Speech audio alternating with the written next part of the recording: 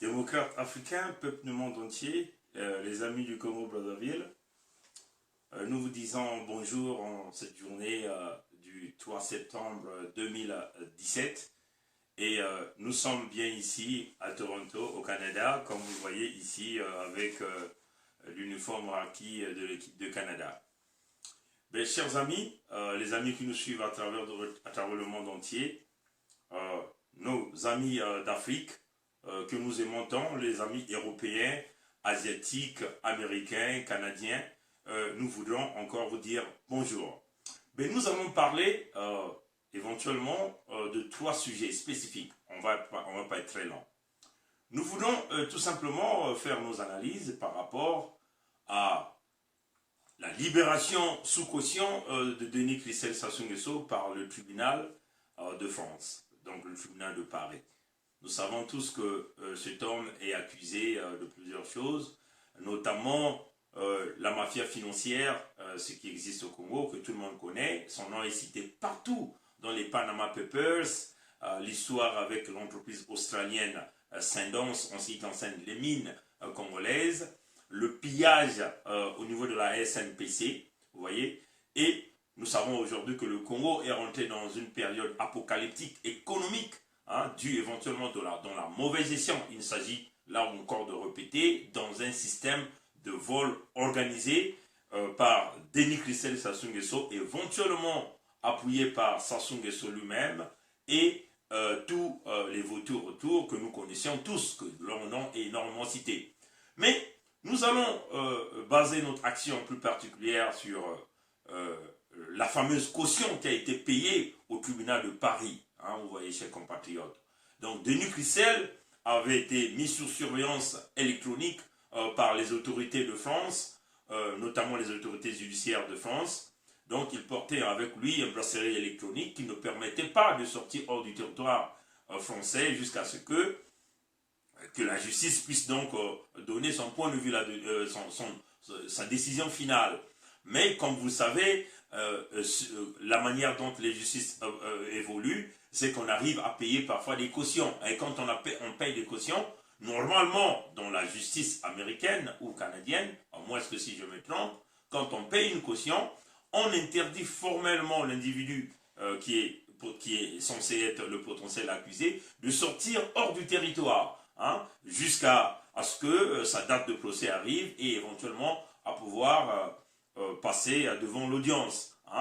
Moi, est-ce que je me trompe, ceux qui ont la bonne connaissance de notions de droit peuvent bien venir nous expliquer, nous donnons plus de clarté là-dessus. Mais, personnellement, à ma connaissance, dans mon sens normal d'un homme qui pense au-dessus de la loi, et spécialement quand quelqu'un est accusé pour des motifs qui est lié au système judiciaire criminel, vous voyez, normalement cet individu ne peut pas sortir hors du territoire. Normalement, pour une justice qui fonctionne, ça c'est ce que nous pensons ici, normalement, cette personne doit être retenue jusqu'à ce que la date du procès arrive et que le tribunal puisse décider si cette personne est innocente ou pas, vous voyez. Mais normalement, quand on paye une caution, on ne peut pas permettre, surtout une personne de citoyenneté étrangère comme Denis Christelle, puisqu'il est congolais, entre guillemets, vous voyez, on ne devait normalement pas le permettre de sortir hors du territoire français, vous voyez. Mais malheureusement, on nous apprend qu'une caution de 10 millions d'euros a été payée pour pouvoir le libérer. Mais nous pensons que c'est aussi une faillite de la justice française, parce que pour un niveau de criminalité de telle ampleur, on arrive à libérer Christelle parce qu'il a payé 10 millions d'euros, on se dit que la justice française est devenue un lieu de commerce, entre guillemets, vous voyez, parce qu'on ne peut pas se le permettre. Bien sûr, il a payé la caution, il faut signaler ici, une caution qui n'a quasiment jamais existé dans le monde de justice, parce que la caution est tellement exorbitante, exponentielle, 10 millions d'euros. Mais normalement, on ne devait pas laisser Christelle, puisqu'on nous apprend qu'il est présentement à Oyo, donc à Brazzaville, on ne devait pas permettre à un individu qui est accusé pour des crimes aussi énormes, aussi odieuses, vous voyez, pour des crimes aussi odieux, de rentrer sur lui au Congo-Brazzaville, tout en sachant qu'il ne serait pas aussi difficile de mettre la main sur lui après. Vous voyez, pour des individus qu'on sait que c'est un criminel, s'il s'échappe, ça ne sera pas évident de mettre la main sur lui, mais la justice française a trouvé normal de le libérer et de le laisser partir jusqu'au Congo, alors qu'il est accusé pour des motifs graves de criminalité. Et nous pensons que c'est une faillite dans cette justice française. Nous accusons, hein, nous considérons qu'il devait même avoir de la décision politique, hein, et qui a, comme on dit en anglais, overdue, donc une décision politique qui est partie au-dessus de la justice. Voilà pourquoi nous, hein, nous ne considérons pas trop, nous ne donnons pas trop de valeur à cette justice française, parce qu'il y a trop de failles dans ce système judiciaire où vous avez la politique qui a pris le dessus. Par contre, en comparaison avec la justice américaine, nous avons vu comment Dominique Strauss-Kahn, à l'époque, directeur du Fonds monétaire international, comment il a été minoté, présenté devant la presse, présenté devant tous les écrans, tous les écrans à travers le monde entier pour des motifs que nous connaissons. Maintenant, nous allons tourner la caméra. Permettez-nous de tourner la caméra parce que nous allons certainement vous présenter des petits chiffres, hein, des petits chiffres que nous avons pensé qu'il était nécessaire que nous puissions le faire. Donc, permettez-nous de tourner la caméra. On ne sait pas comment ça va fonctionner. On va donc se mettre de ce côté-ci, chers compatriotes, démocrates africains, peuple du monde entier.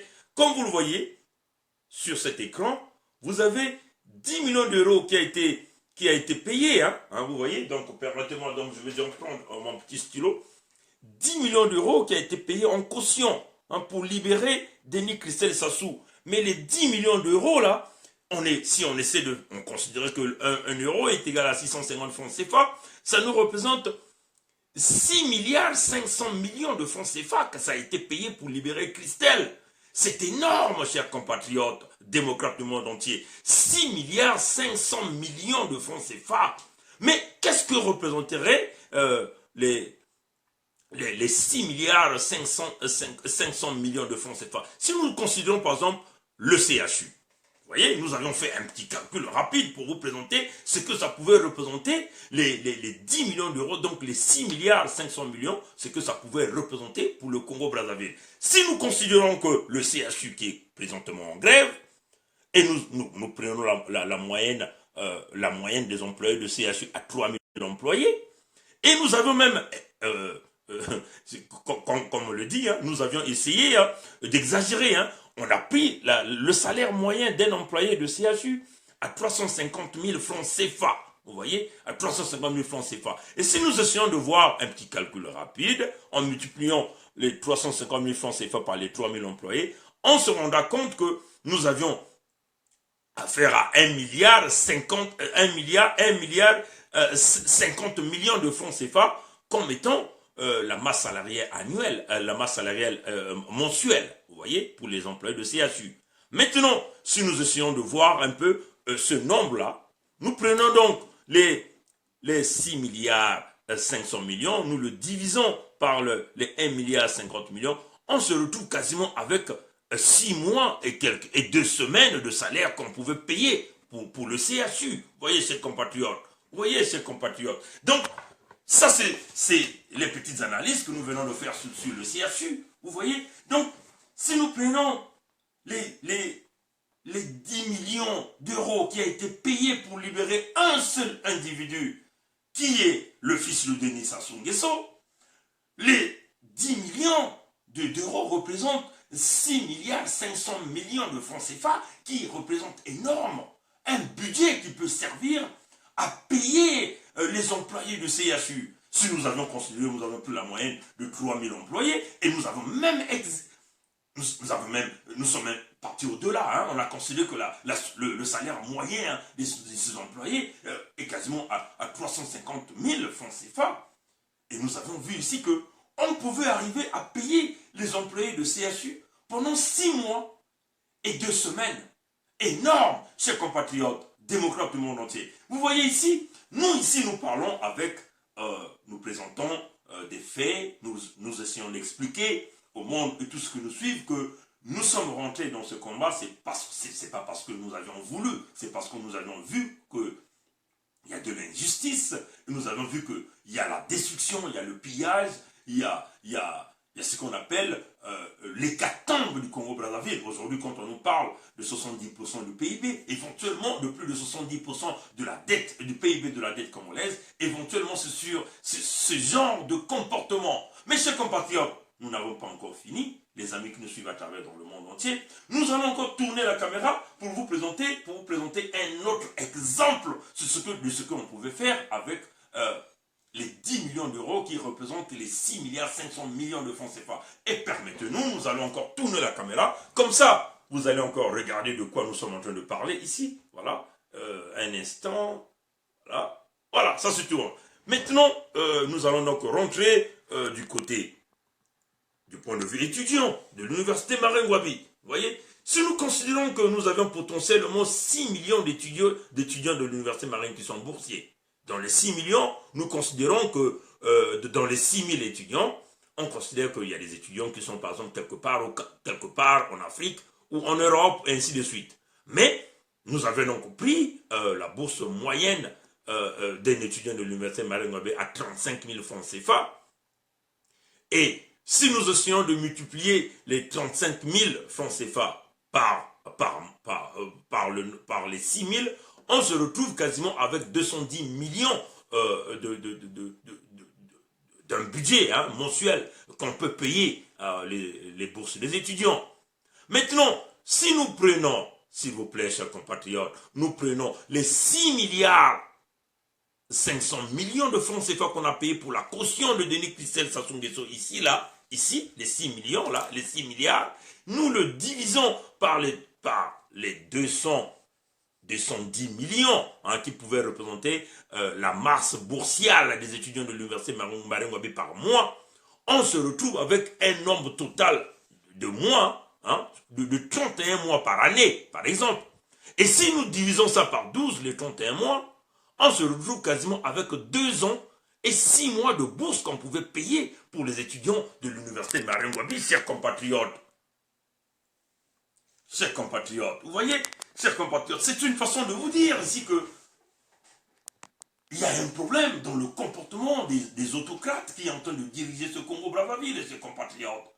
Et si nous vous avons présenté ici en chiffres ce que ça pouvait représenter, la caution pour un seul individu, ce que ça pouvait représenter pour tout le Congo-Brazzaville.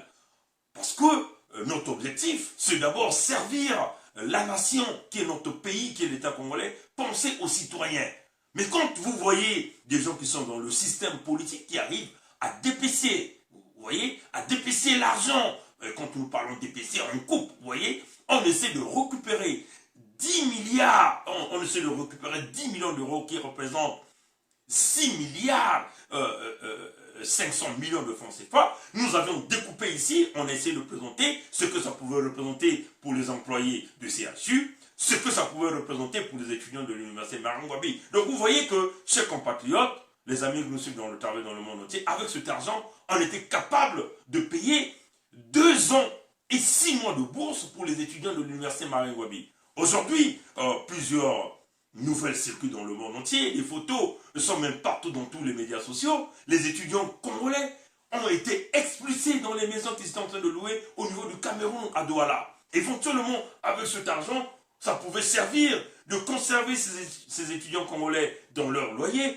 et éventuellement donner les conditions d'études pour les étudiants et aussi leur permettre de finaliser leurs années d'études. Parce que là, on nous a même parlé que ces étudiants au niveau de Douala sont même incapables de pouvoir payer les frais scolaires, vous voyez. Mais là, chers compatriotes, démocrates du monde entier, nous allons encore vous présenter ce tableau pour vous montrer la passion que nous avions dans cette affaire et quelle est la colère que ça peut donner dans tous les parents au niveau du Congo-Brazzaville qui pensent que leurs enfants sont allés étudier à l'extérieur pour apporter des diplômes, pour servir un jour l'État congolais. Et aujourd'hui, on se retrouve dans des pareilles difficultés pour 10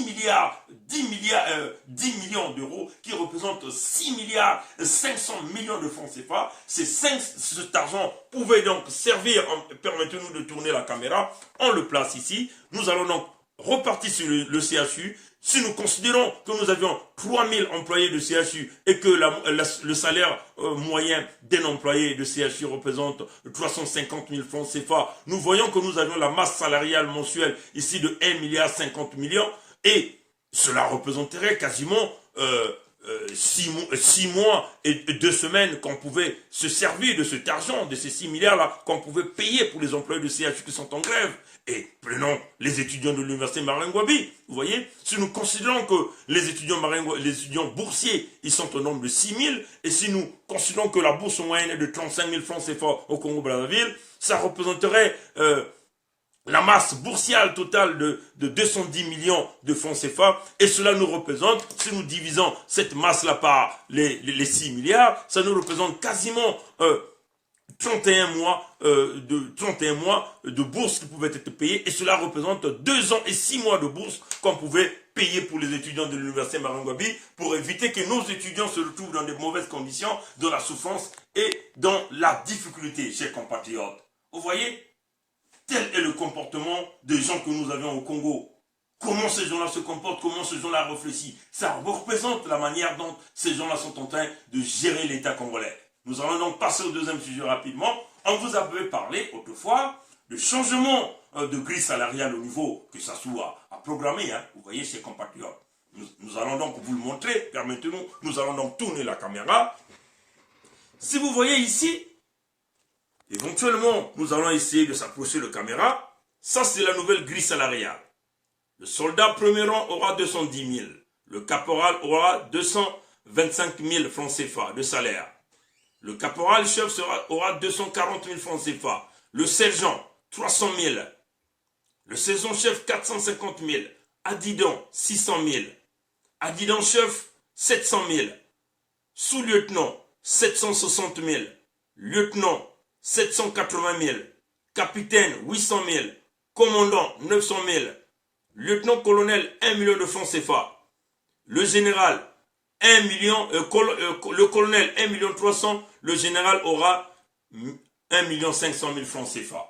Chers compatriotes, démocrates du monde entier, c'est une façon ici de vous dire que les gens là sont complètement perdus alors que nous sommes dans une phase d'austérité au Congo-Brazzaville. On se demande comment ils vont faire pour payer ce genre de salaire. Mais en fait, c'est des stratégies de Sassou. Ils ne comptent que sur l'armée pour se maintenir au pouvoir. Ils ne comptent que sur toutes ces équipes-là, les généraux qui assurent la répression, les militaires de son ethnie, pour les motiver, éventuellement pousser à d'autres jeunes, de continuer à venir renforcer les rangs qui assurent la répression et la criminalité au niveau de Brazzaville. Nous savons qu'avec la crise qu'il a créée, il est complètement impossible, totalement impossible de Sassou, de procéder à ce genre de grille salariale, d'augmentation d'une manière exponentielle en un petit temps record pour pouvoir subvenir aux besoins de paiement des salaires de ces militaires. Vous voyez? Donc, vous voyez, les cadres congolais sont en grève, l'université Maringouabi est en grève,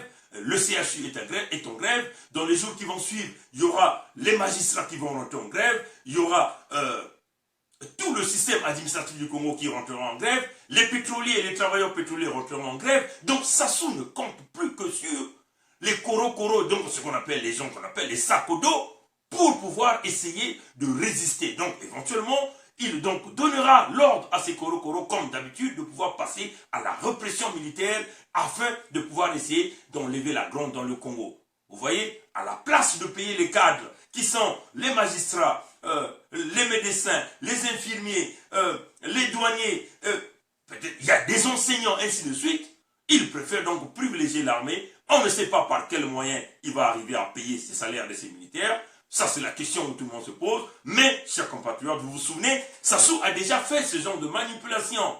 Vous voyez, sachant déjà qu'il va perdre le pouvoir dans les années 90, 91, 92, il avait fait la même chose. Il a procédé par augmenter les bourses, les salaires des militaires, les salaires d'un certain nombre de cadres qui sont affiliés à son ethnie, vous voyez, et afin de rendre la gouvernance du Congo totalement impossible, puisque sachant que quand il est parti, il avait vidé les caisses de l'État congolaise, et ce qui revenait a donné la vie difficile au nouveau président qui devait donc venir pour prendre là en main les affaires du Congo. Donc il a procédé par augmenter les salaires des militaires, les salaires de tous ceux qui lui sont proches, ses parents dans son ethnie, afin de donner la vie difficile au prochain président qui venait, tout en sachant que c'était devenu compliqué pour ce président, avec les caisses vides, de pouvoir subvenir aux masses salariales. Donc éventuellement, c'est ce qu'il avait fait en 91, 92, 93, éventuellement, il fait la même chose.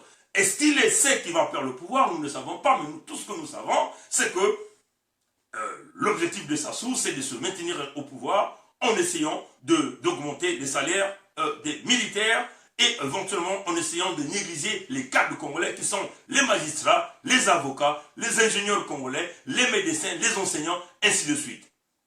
Maintenant, chers compatriotes, nous allons rapidement terminer par un deuxième point. Mais avant que nous terminons par ce deuxième point, nous allons donc tourner la caméra, permettez-nous, pour que vous puissiez voir de quoi nous allons parler. Ceci part du journal TV5, vous voyez, le journal TV5. Le président ivoirien reçu à l'Elysée, c'est la deuxième fois en 3 mois qu'Alassane Ouattara et Emmanuel Macron se rencontrent pour évoquer différents dossiers, l'immigration, sécurité, mais aussi le franc CFA. Cette monnaie est au cœur d'une vive polémique relancée après l'affaire Kémy Séba. De son côté, le président ivoirien assume une position très tranchée sur ce dossier. Notre zone monétaire est une zone solide. La monnaie commune que nous avons est une monnaie qui rend service au peuple africain, qui est une monnaie appréciée, qui est une monnaie qui circule dans les pays voisins, alors qu'aucune des autres monnaies ne circule chez nous. C'est-à-dire que c'est une monnaie qui a une certaine attractivité. Et je voudrais me féliciter de cette évolution et dire que notre zone continuera d'être gérée de manière rigoureuse et de s'ajuster par rapport aux difficultés extérieures. Chers compatriotes, démocrates africains, peuple du monde entier, il était nécessaire pour nous de vous faire passer cette vidéo, que vous puissiez écouter de vous-même ce que M. Ouattara venait de dire, le président ivoirien, qui a envoyé le président Gbagbo à la Cour pénale internationale de justice avec le ministre Charles Blé Goudé. Chers compatriotes, démocrates du monde entier, les amis qui nous suivent à travers le monde entier, comme vous venez de l'écouter, comment il a dit, avec un argument banal d'un chef d'État qui n'a pas de niveau, qui n'a pas de compétences. Étant un jeune Africain qui réfléchit, nous ne pouvons pas penser qu'un président de la République pouvait penser ou pouvait tenir ce genre d'argument. La monnaie, notre monnaie est solide. Et notre monnaie circule dans plusieurs pays. Regardez un peu l'argument qu'il tient. Et quand vous voyez dans son discours, à chaque mot qu'il prononce, il doit toujours regarder celui qui est à côté de lui. Je n'ai pas envie de citer son nom ici. J'ai même envie de vomir quand j'ai entendu ce discours pour un chef d'État. Chers compatriotes, revenons un peu. Donc, comment donc cet homme est venu au pouvoir en Côte d'Ivoire? Parachuté par une rébellion qui divise la Côte d'Ivoire en deux parties, le nord et le sud. Éventuellement, le nord, à l'époque, nous savons, avec Blaise Compaoré, qui assure ce lien avec donc les anciens présidents français à l'époque. Donc, nous voulons ici parler de M. Sarkozy. Vous voyez, on divise la Côte d'Ivoire en deux. On amène une certaine force d'interposition qu'on appelle la force licorne, mais en fin de compte, la force est là pour essayer de mettre un seul homme au pouvoir. Les élections présidentielles se passent, il y a eu un gagnant, Laurent Gbagbo. La magouille du système France-Afrique arrive à vouloir changer les décisions. On a emmené le directeur, vous voyez, de la Commission nationale électorale de la Côte d'Ivoire aller proclamer les résultats de l'élection au siège de campagne d'un candidat qui est de Ouattara. Nous savons dans quelles conditions. On a emmené l'ONUCI, tout ça piloté par la France. On a emmené des fausses accusations sur plusieurs choses. Nous savons ce qui s'est arrivé. La maison présidentielle bombardée, le président Laurent Gbagbo capturé et éventuellement transféré à la Cour pénale internationale de justice. Par contre, celui qui n'a jamais gagné, qui était faire partie du plan, est donc positionné comme président de la République. Nous savons, après qu'il est passé en Côte d'Ivoire, président, destruction de l'économie, la vente de la Côte d'Ivoire, pillage systématique. Aujourd'hui, ce même Tom, par 2 fois, il a déjà rencontré le nouveau président français, vient nous parler d'une monnaie solide, alors que vous aviez la jeunesse africaine qui se lève, qui ne veut plus de cette monnaie. Nous sommes devenus dans une phase terminale où vous avez tout un peuple ne veut plus parler de cette monnaie. À la place, qu'est-ce que la France met? On met en place un conseil présidentiel africain pour l'Afrique, piloté éventuellement par les mêmes gourous, négocié éventuellement par les mêmes gourous comme les Ouattara. Alors, soyons sérieux, chers compatriotes, démocrates africains, peuple du monde entier. Les amis africains, soyons sérieux. Vous comprenez que Ouattara, ce qu'il dit, déjà à partir de maintenant, quand il prononce ce genre de discours, je ne peux même plus l'appeler président.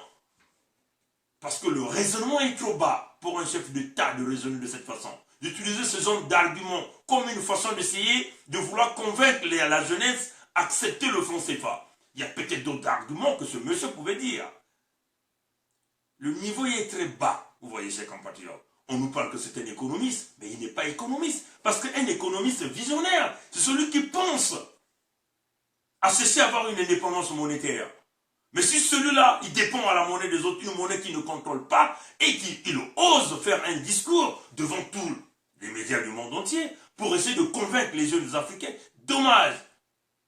Vous avez là plusieurs mouvements, excepté du Sénégalais Kémy Séba, qui est en train de le faire, mais toute la jeunesse africaine est rentrée en mouvement. Vous avez assassiné des gens comme les Kwame Nkrumah, comme les Lumumba, comme les Thomas Sankara, mais vous n'allez pas se mettre à assassiner toute la jeunesse africaine. C'est quasiment impossible. L'Afrique a changé, le monde change. Il est temps d'ouvrir grandement les yeux. Nous l'avons déjà dit au nouveau président français, qui est un jeune. Je crois que s'il est visionnaire, il doit vraiment ouvrir la grande carte pour essayer de voir dans quelle direction ils vont aller. Il y a plusieurs façons de revenir à la nouvelle coopération. Les Africains ont changé de direction, c'est la Chine. Mais non, si vous continuez toujours avec ces manigances, en essayant de ramener vos préfets à l'Élysée, pour les pousser à dire ce que vous voulez, mais vous êtes en train de vous tromper. Parce que là, vous aviez une jeunesse. Aujourd'hui, vous pouvez vous dire, bon, on assassine Bernard Pongui, il y a un autre Bernard Pongui qui sortira. Vous allez dire, vous allez assassiner Kéba, il y a un autre Kéba qui sortira. C'est un mouvement qui est en marche, qui ne peut plus être arrêté. Soyez des visionnaires. Ouvrez grandement la carte, essayez de regarder comment vous allez faire pour essayer de reconquérir cette jeunesse africaine-là. Ce n'est pas avec le franc CFA. Parce que ce qui est vrai, à un certain moment, vous ne pouvez plus contrôler même vos préfets. À un certain moment, vous ne pourrez plus contrôler ces peuples-là. Parce que c'est un mouvement en cours, un train qui a déjà démarré, qui a déjà atteint la vitesse de croisière, c'est quasiment impossible de l'arrêter. On vous le dit, si ce n'est pas pour aujourd'hui ou pour demain, le franc CFA quittera en Afrique, surtout dans la zone francophone. Trouvez les autres stratégies. Ce n'est pas par les assassinats des leaders, ce n'est pas par l'intimidation, ce n'est pas par l'imposition que vous allez réussir. Trouvez d'autres manières de discussion, surtout de l'inclusion de la jeunesse, parce que vous avez tendance à exclure cette jeunesse dans vos discussions. Mais vous devez savoir que cette jeunesse n'est plus une jeunesse qui va se faire faire, qui va se laisser faire par des intimidations. Certainement, vous mettez en place tout votre armement, mais ce n'est pas votre armement qui arrêtera cette jeunesse-là. Le monde a changé, la vision de tout le monde change. De la même façon que vous voulez le survie de l'Europe, les jeunes Africains aujourd'hui sont en train de passer à d'autres plans pour leur survie. Comprenez ce message. Nous ne sommes que des visionnaires qui essaient d'ouvrir la carte du monde, essaient de regarder. Ne nous négligez pas, nous réfléchissons. Chers compatriotes, démocrates africains, peuple du monde entier, merci d'avoir suivi la vidéo d'aujourd'hui et nous vous souhaitons un bon dimanche, que Dieu nous bénisse tous, parce que nous croyons à la force divine. Et en cette journée de dimanche, nous croyons à la force divine. Il y a un Dieu qui existe. Et nous le croyons. Et nous tenons ici à demander à ce Dieu-là de bénir les femmes africaines. Et ces femmes-là qui ont été martyrisées, des femmes qui ont été autrefois négligées. Nous demandons à Dieu de bénir ces femmes-là. Ces femmes-là qu'on a accusées parce qu'elles font des enfants, plein des enfants. Nous demandons à Dieu de continuer de leur donner ces enfants. C'est par ces enfants-là que l'Afrique trouvera aussi sa richesse et son développement. Que Dieu nous bénisse tous. Et surtout la jeunesse du Congo-Brazzaville. Qu'elle comprenne que le Congo est dans la perdition. L'apocalypse économique qu'on nous a imposé. Mais si vous êtes éveillés, nous réussirons ce combat. Bon dimanche à vous. Merci et à plus tard. Au revoir.